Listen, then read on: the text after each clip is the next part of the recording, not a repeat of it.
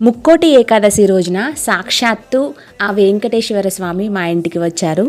మీ ఇంటికి ఎలా వచ్చాడమ్మా అని అంటే, యాక్చువల్ ఏమైందంటే అమెజాన్లో మా హస్బెండ్కి ఒక ఓచర్ ఉందన్నమాట. 4000 రూపీస్తో ఏదైనా కొనుక్కోవచ్చు. బట్ ఈయన అడిగాడనమాట, ఏదైనా కొనుక్కొని అడిగాడు. బట్ నాకేం కొనాలో అర్థం కాక సిల్వర్ మీద ఇన్వెస్ట్ చేసి ఒక కాయిన్ తీసుకుందాం అనుకున్నా. బట్ కాయిన్ ఎందుకులే, వెంకటేశ్వర స్వామి లేదు కదా, అది తీసుకుందాం అనిపించింది. వెంకటేశ్వర స్వామి విగ్రహం ఎందుకు తీసుకోవాలనిపించింది అంటే, యాక్చువల్గా నా దగ్గర ఒక నవధాన్యాల వెంకటేశ్వర స్వామి విగ్రహం అయితే ఉందన్నమాట. సో నవధాన్యాలు అంటే అవి ఎప్పటికైనా సరే పుచ్చు పడతాయి అన్నమాట. అవి శాశ్వతంగా ఉండలేవు కదా ధాన్యాలు అనేవి. అందులో మళ్ళీ 10 years పైన అయిపోతుందన్నమాట ఆ నవధాన్యాల విగ్రహం ఉండపట్టి.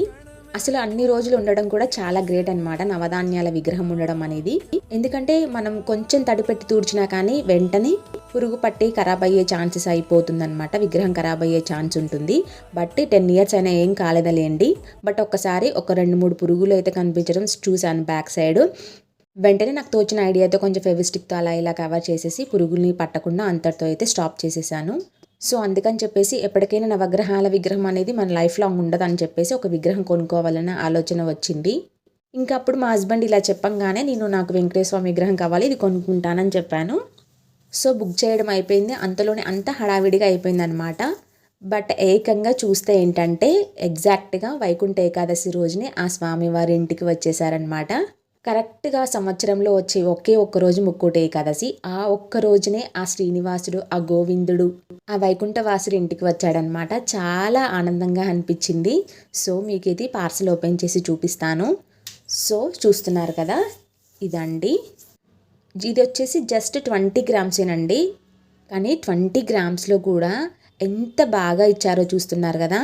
ఐడల్ కార్వింగ్ చూస్తే మాత్రం దిమ్మ తిరిగిపోతుందన్నమాట. పిన్ టు పిన్ ఎంత బాగా ఇచ్చాడో చూడండి మీరే. అసలు ఐడల్ కార్వింగ్ అయితే నచ్చిపోయింది, సూపర్గా ఉందన్నమాట. ఫ్రంట్ సైడ్ చూడండి, అలాగే బ్యాక్ సైడ్ చూడండి, చాలా బాగా ఇచ్చాడనమాట. జస్ట్ 20 grams ఇంత అద్భుతంగా ఐడల్ కార్వింగ్ చేయడం అనేది నిజంగా చాలా బాగుంది. సో ఇప్పుడు మనం ఈ వెంకటేశ్వర స్వామిని తీసుకెళ్ళి మనం పూజా మందిరంలో పెట్టుకోవాలి. బట్ ఇది చూస్తున్నారు కదా, ఆల్రెడీ నేను మార్నింగే పూజ చేసేసాను అనమాట. నా దగ్గర ఉన్న నవధాన్యాల విగ్రహంకి అయితే పూజ చేసేసాను.